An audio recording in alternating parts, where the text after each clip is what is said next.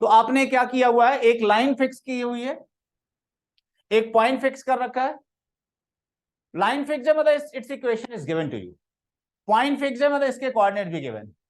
There is a moving point P which moves such that the ratio of its distance to the fixed point, ratio of its distance from a fixed point to the distance from a fixed line is always constant। मतलब PF और PN का जो ratio है that is always constant। आपको इस तरह से move कराना है P पॉइंट को कि this ratio is always constant, okay, and this ratio is called as eccentricity of the conic।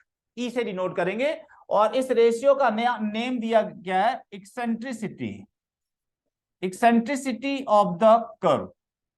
और depending upon the value of this ratio the point P describes different paths.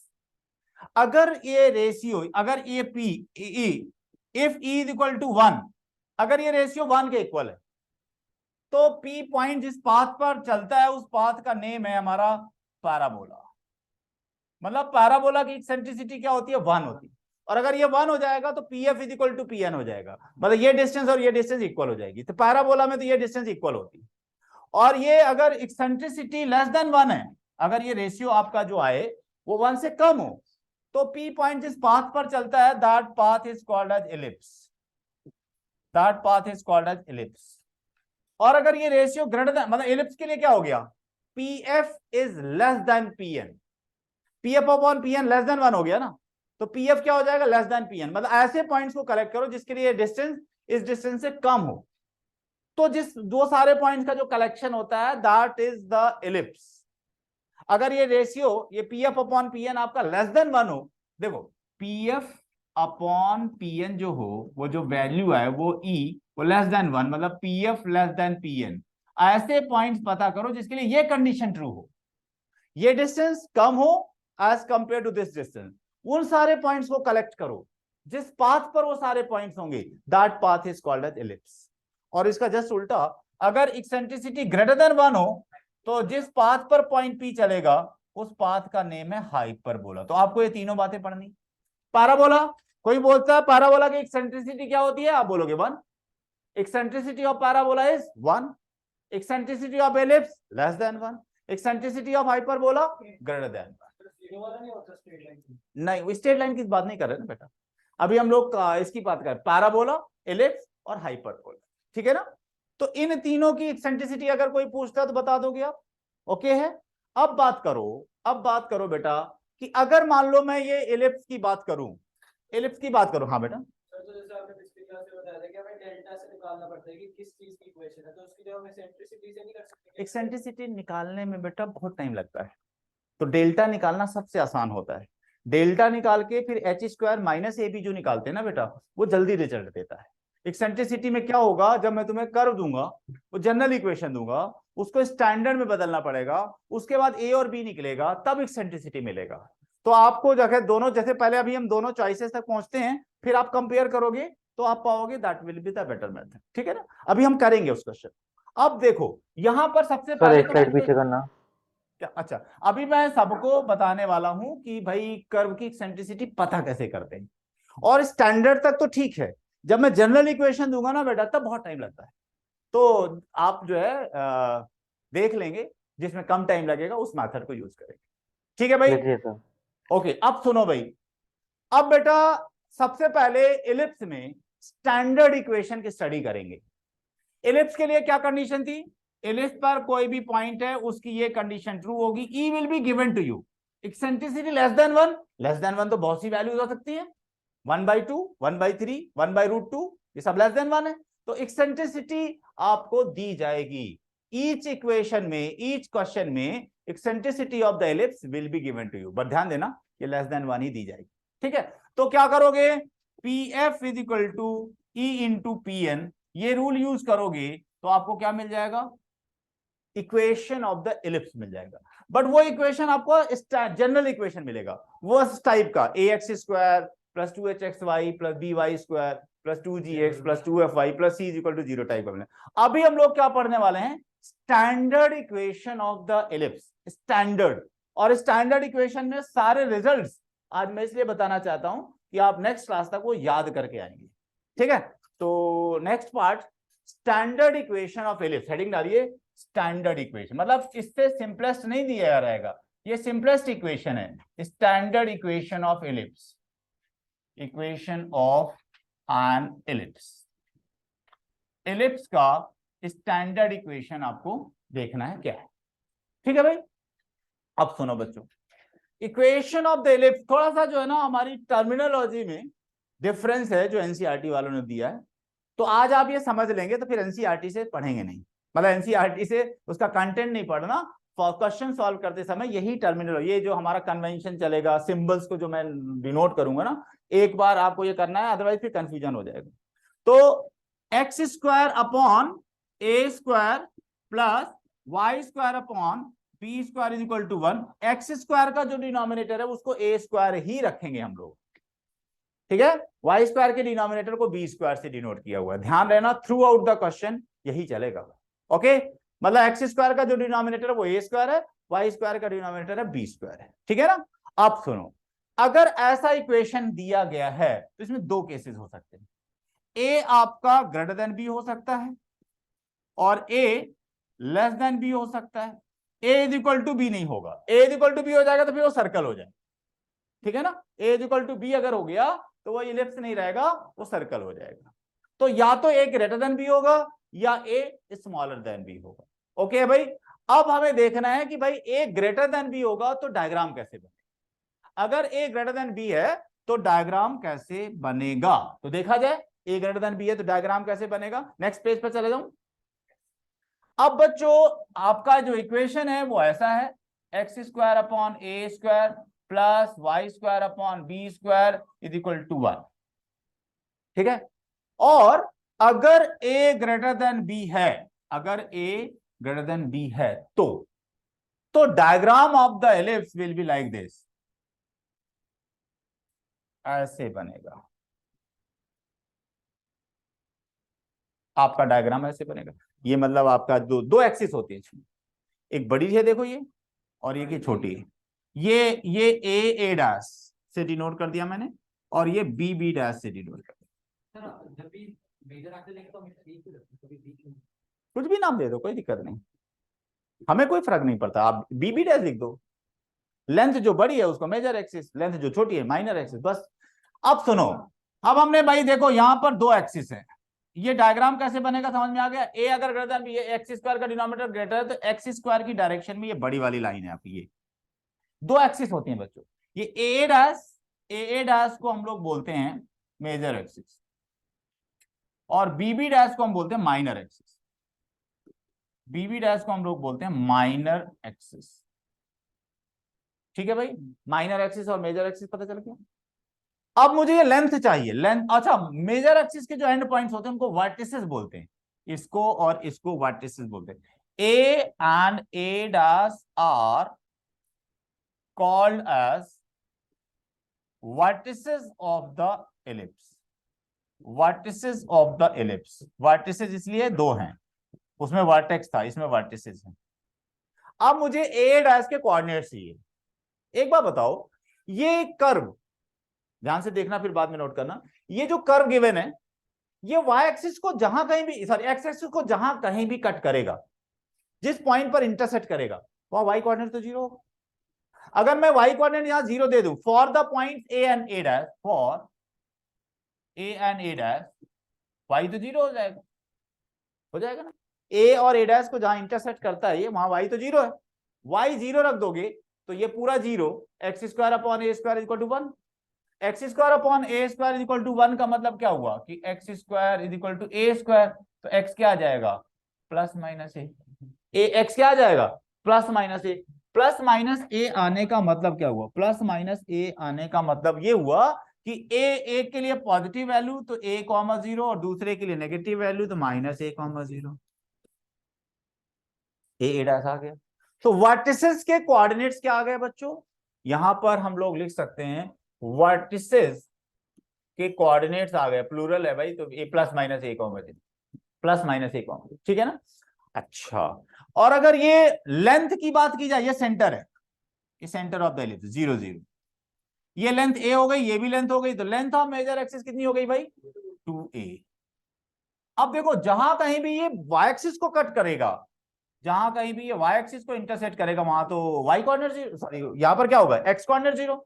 x coordinate zero करोगे तो y square equal to b square हो जाएगा, तो y आपका plus minus B आ जाएगा। तो इसके b के कोऑर्डिनेट हो गए 0,b और b डैश के कोऑर्डिनेट हो गया 0,-b। तो लेंथ ऑफ माइनर एक्सिस, ये b हो गया, ये b हो गया, तो लेंथ ऑफ माइनर एक्सिस क्या हो गया? 2b। Length of minor axis कितना हो गया? 2b। तो लेंथ ऑफ माइनर एक्सिस भी ये पूछा जाएगा आपसे। Length of minor axis, length of major axis, vertices के कोऑर्डिनेट यहां तक हो गया।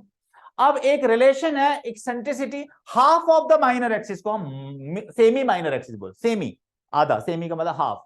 तो b square is equal to a square 1 minus E square. ये बहुत इंपॉर्टेंट रिलेशन है। जनरली हम लोग इसी फॉर्मेट में इस फार्मूला को यूज करेंगे। ये semi major axis, semi minor axis और एक्सेंट्रिसिटी में रिलेशन है, इसको जरूर नोट करो आप। B square is equal to a square 1 minus E square, इस फॉर्मेट में बहुत अधिक यूज होता है। इसका एक डिराइव्ड रिजल्ट होगा, वो कम यूज होता है, ये ज्यादा यूज होता है, तो आप इसको नोट कर लीजिए। एनसीईआरटी नहीं करना अभी, एनसीईआरटी नहीं खोलना बेटा अभी, एनसीईआरटी नहीं खोलना है अभी। लिखो एनसीईआरटी कब खोलना है मैं बताऊंगा, ठीक है। B square is equal to क्या आया? A square 1 minus E square. ये लिख, जितना बोर्ड में चीजें दिख रही है ना वो सब तुम्हारी कॉपी में होना चाहिए। ये जो बोर्ड, ये जो सारे पॉइंट्स मैं बता दूंगा जब, तो आपके सारे क्वेश्चन सॉल्व हो जाने हैं, ठीक है। और ये बहुत इंपॉर्टेंट रिजल्ट्स हैं जो याद करते रहे। वर्टिसेस के कोऑर्डिनेट्स, ये बी ए और ई में रिलेशन, इससे देखो बी ए और ई में जो मैंने रिलेशन लिखा है वहां से देखो, ए स्क्वायर को इधर लाओ, बी स्क्वायर अपॉन ए स्क्वायर कितना हो गया? 1 माइनस ई स्क्वायर। मुझे ये भी जरूरत पड़ेगी। बी स्क्वायर अपॉन ए स्क्वायर की कितनी वैल्यू आ गई? 1 माइनस ई स्क्वायर की। अब मैं नेक्स्ट पेज में जा रहा हूं, नोट कर सकते हो यहां तक।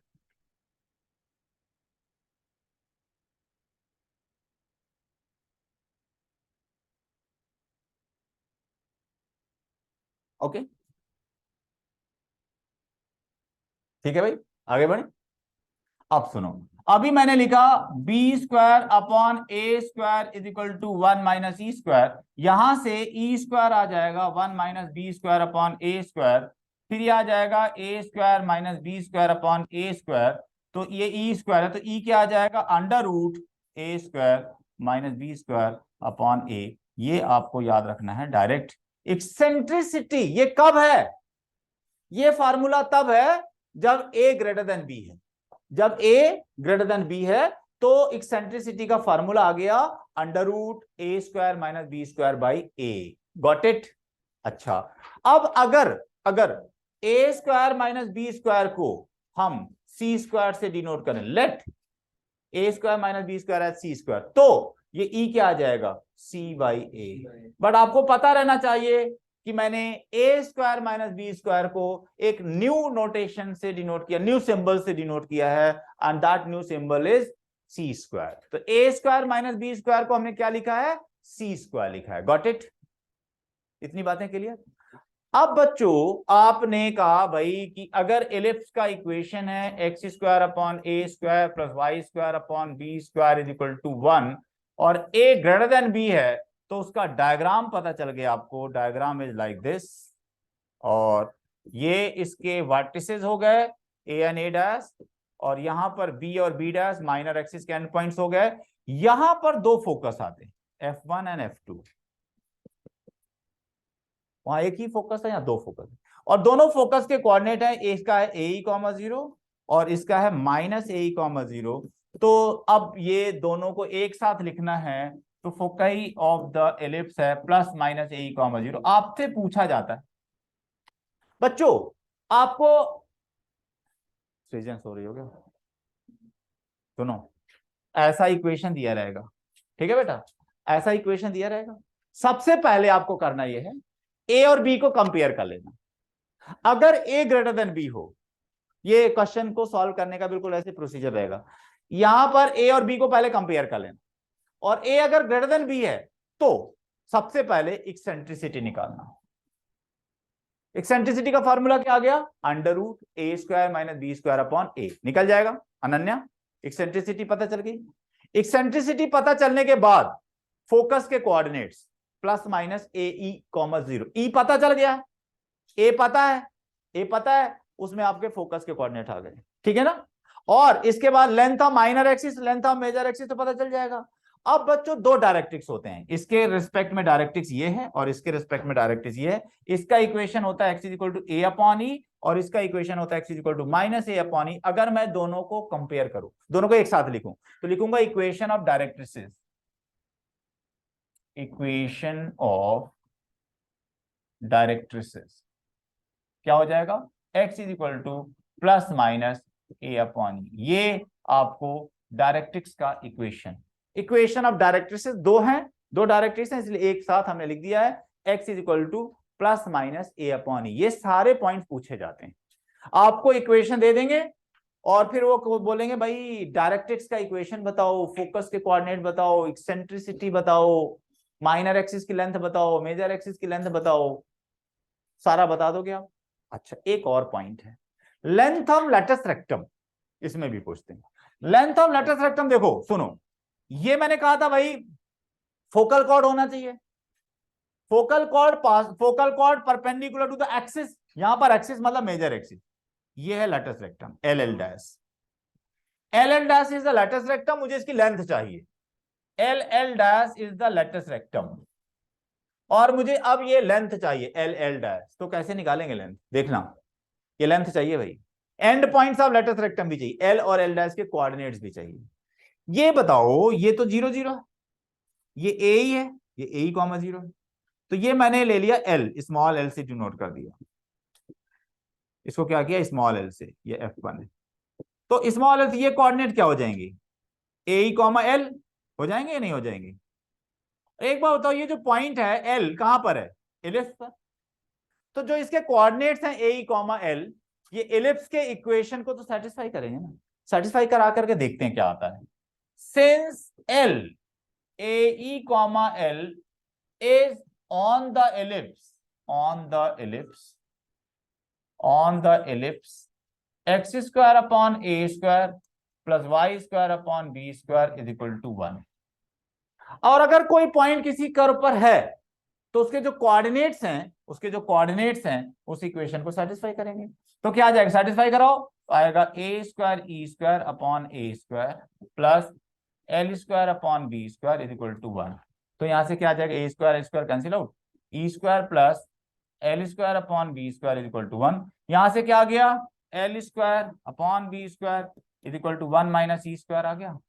1 माइनस ई स्क्वायर बताया था ना, कितना था भाई, बी स्क्वायर अपॉन ए, अभी अभी लिखा था मैंने, 1 माइनस ई स्क्वायर कहीं लिखा था, ये देखो 1 माइनस ई स्क्वायर किसके इक्वल है, बी स्क्वायर अपॉन ए स्क्वायर की, बी स्क्वायर अपॉन ए स्क्वायर की, ठीक है। तो ये l square upon B square इसके इक्वल आ गया, यहां से देखो एल स्क्वायर कितना आ गया, बी की पावर 4 अपॉन ए स्क्वायर, तो एल कितना आ गया, एल कितना आ गया, plus minus B square by a, plus minus इसलिए आया है कि एक ऊपर पॉइंट है तो एक नीचे भी है, तो एंड पॉइंट्स एल के लैटिस रेक्टम के एंड पॉइंट क्या आ गए, A comma B square by A, और एल डैश क्या आ गए, A comma minus B by A square B, और लेंथ कितनी हो गई, एल एल डैश 2l है तो 2b स्क्वायर बाई ए, ये ज्यादा यूज होगा। Length of lattice rectum, length of lattice rectum का जो फार्मूला निकल के आया है 2b स्क्वायर बाई ए, ये आपको याद रखना है। लेंथ ऑफ लैटिस रेक्टम का जो फॉर्मूला है 2b स्क्वायर बाई ए, ये आपको याद रखना है, ठीक है। कितने पॉइंट्स आपको याद रखने हैं, मैं एक साथ लिखने वाला हूं सब कुछ, वो चार्ट बनाना जरूरी है। आपने सारा एक तरह से सब कुछ समझ लिया, अब क्या करना है, एक पेज पर वो सारे पॉइंट्स नोट कर लेना है। दूसरा वाला जो पार्ट है, जब a लेस देन b होगा उसके सारे रिजल्ट्स लिखने का मेथड बता दूंगा, एक याद करोगे दूसरा अपने आप याद हो जाए, ठीक है। ठीक है भाई तेजस, आगे बढ़े। अब सुनो, आपको दो पार्ट में डिवाइड कर लेना है, एक है भाई एक्स स्क्वायर अपॉन ए square plus Y square upon B square जब 1 है, और ए अगर ग्रेटर देन बी है तो डायग्राम बनाना आना चाहिए। डायग्राम कैसा बनेगा, ऐसे बनेगा, ठीक है। और अगर a लेस देन b है तो डायग्राम कैसे बनेगा, डायग्राम बनेगा लाइक दिस, ऐसे बन जाएगा। क्लियर हो गया भाई, डायग्राम कैसे बनना है समझ में आ गया, क्लियर है भाई।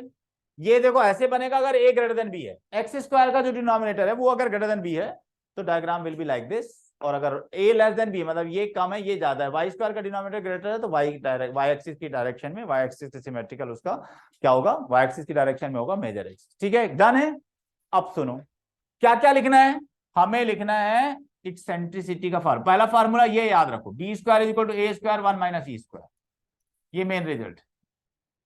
अगर a ग्रेटर देन b है तो ये है, और अगर a लेस देन b वाला हमें रिजल्ट लिखना है, एक याद करो, दूसरा वाला ऑटोमेटिक लिखो, सुनना यहां पर अभी लिखो नहीं, आपको क्या करना है एक रिजल्ट याद कर लेना है, a ग्रेटर देन b वाला, a लेस देन b वाले में a और b को इंटरचेंज करो, a की जगह b आ जाएगा, b की जगह में a आ जाएगा, फार्मूला लिख दो, क्या लिख दोगे यहां पर, इस वाले में आएगा a square is equal to b square 1 minus c square.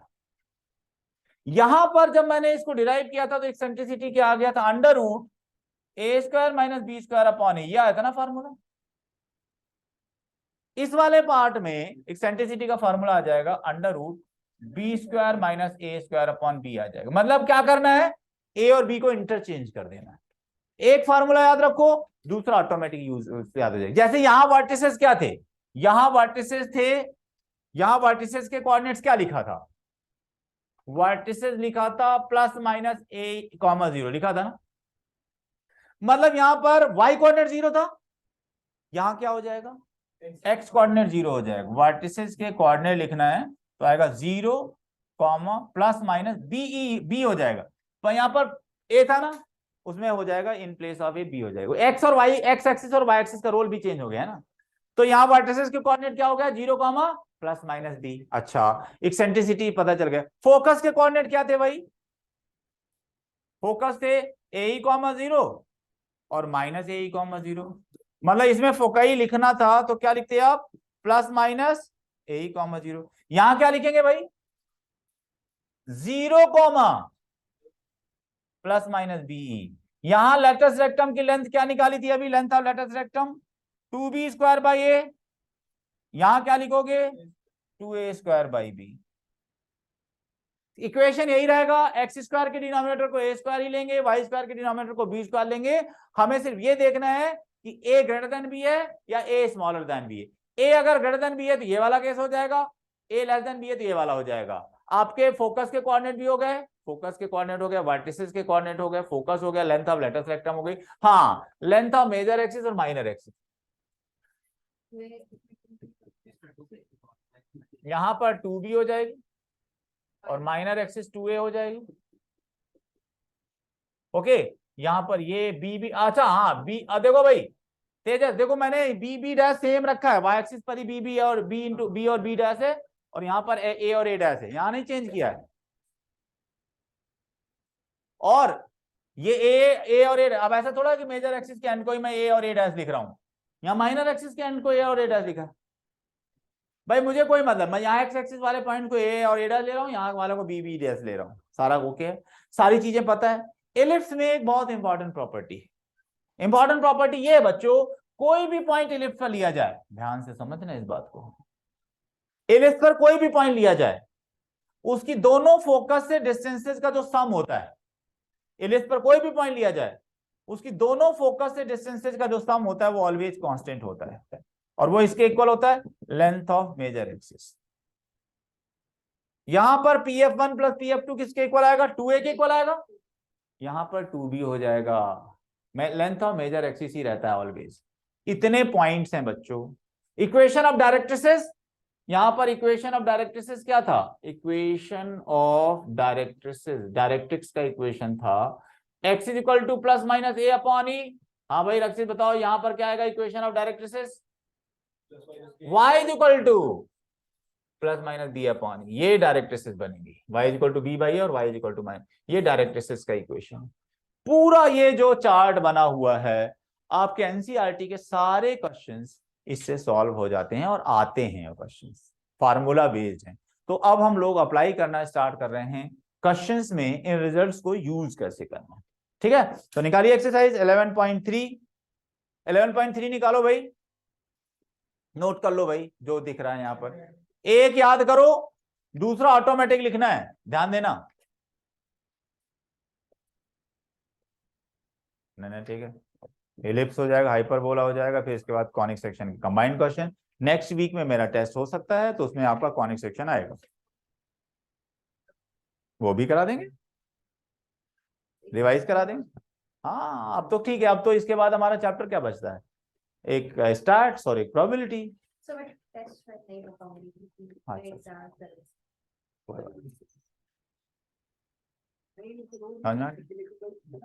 अब सुनो भाई बच्चों, एनसीईआरटी निकाल लिया।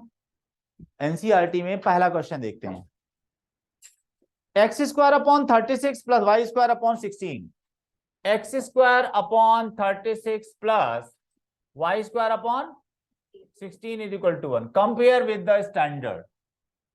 X square upon A square plus Y square upon B square is equal to 1 के साथ कंपेयर करो। ए आ गया 6, बी आ गया, नहीं लेंथ है ये, सिर्फ आपको पॉजिटिव वैल्यू लेनी। ए आ गया 6, बी आ गया 4। ए ग्रेटर देन बी है या ए लेस देन बी है? ए ग्रेटर देन बी है। ए ग्रेटर देन बी है तो सबसे पहले आप क्या करो, लेंथ ऑफ मेजर एक्सिस बता दो। लेंथ ऑफ मेजर एक्सिस तो 2a होता है, 12 हो गया। लेंथ ऑफ माइनर एक्सिस बता दो। लेंथ ऑफ माइनर एक्सिस 8, ठीक है। एक्सेंट्रिसिटी बता दो, under root A square minus B square by A होता है। अंडर रूट ए स्क्वायर भाई कितना आएगा 36 माइनस बी स्क्वायर 16 बाई ए कितना है 6, तो कितना आ जाएगा √20/6, ये हो जाएगा 2√5/6।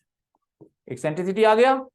एक्सेंट्रिसिटी के बाद फोकस के कोऑर्डिनेट, फोकई प्लस माइनस ए कॉमा 0, क्या आ जाएगा प्लस माइनस ए ई, ए कितना है 6, ई कितना है 2√5 कॉमा 6 बाई 2√5/6 है ना 0, तो क्या आ गया फोकस के कोऑर्डिनेट प्लस माइनस 2√5 कॉमा 0, ये फोकस के कोऑर्डिनेट आ गए। इसके बाद length of latus rectum 2b square by A, 2b square by A, B square 16 by A 6, कितना हो गया भाई तो 16/3। Length of latus rectum, vertices के कोऑर्डिनेट, वर्टिसेस याद रखना है, वर्टिसेस आएगा प्लस माइनस ए कॉमा 0, याद रखना है प्लस माइनस ए कितना है 6,0, वर्टिसेस आ गया। सब कुछ तो पता चल गया, ये नहीं निकालना है। क्या क्या पूछा गया था आपके क्वेश्चन में, क्या क्या था? फोकस बता दिया, वर्टिसेस बता दिया, एक्सेंट्रिसिटी बता दिया, बस इतने पूछा था ना। डायरेक्ट्रिसिस नहीं पूछा था, नहीं पूछा था तो नहीं बताया। डायरेक्ट्रिसिस का इक्वेशन पूछते तो x equal to plus minus A upon E हो जाता। डन है ना, पहला वाला क्वेश्चन डन। अब सेकंड की बात करें, ये फर्स्ट क्वेश्चन था 11.3 का। कोई दिक्कत तो नहीं है बच्चों, अगर किसी को फार्मूला पता हो, फार्मूला भर पता होना चाहिए। अब भाई फार्मूला पूछने का काम तो नेक्स्ट क्लास में होगा, नेक्स्ट क्लास में पूछेंगे सारे फार्मूला। अब नेक्स्ट सेकंड क्वेश्चन, सेकंड अब वर्कशीट सॉल्व कराना मैं यहाँ क्लास में शुरू कर रहा हूँ। आपको एक बार बेसिक्स बताऊंगा, फिर वर्कशीट आप अटेम्प्ट करेंगे, और जो जो क्वेश्चन नहीं सॉल्व होंगे मैं डिस्कस करता जाऊंगा, और इसके बाद में आऊंगा शॉर्टकट्स पे और एक्स्ट्रा क्वेश्चन पे। सेकंड क्वेश्चन बच्चों क्या है, सेकंड क्वेश्चन में कहा गया है x square upon 4 plus Y square upon is equal to, compare with the standard x square upon A square plus Y square upon B square is equal to 1 से।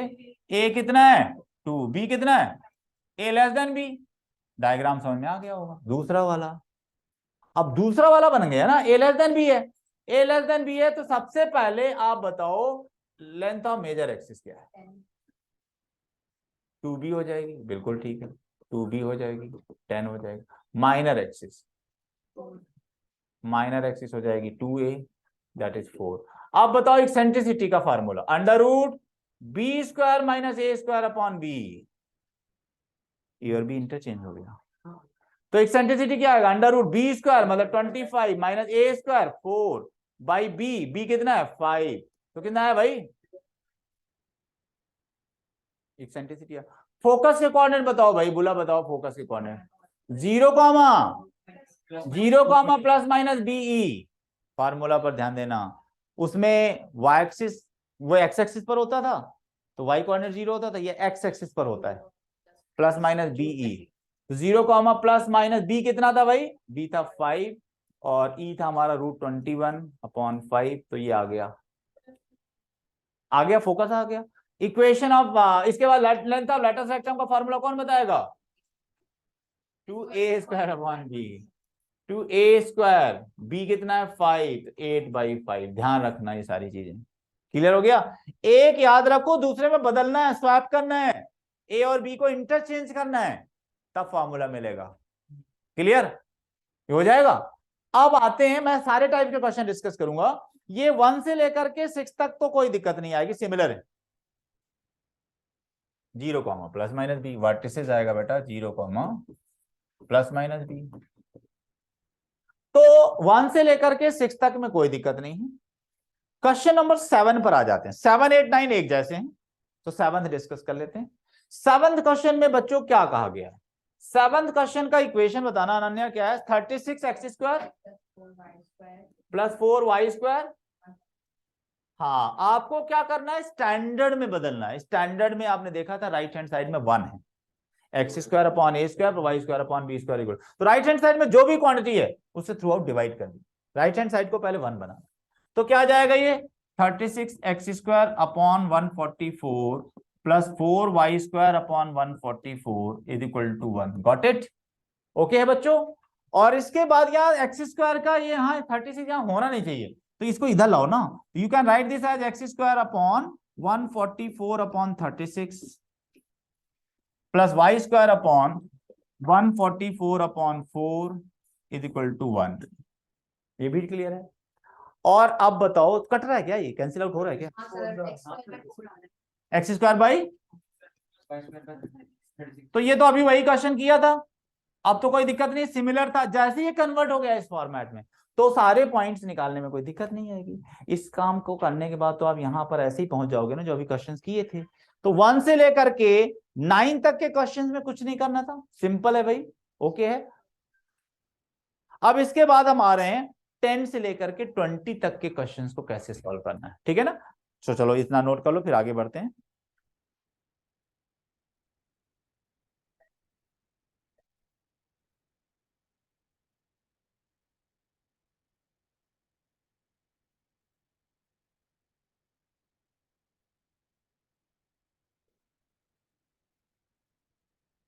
चलें भाई, आगे बढ़े।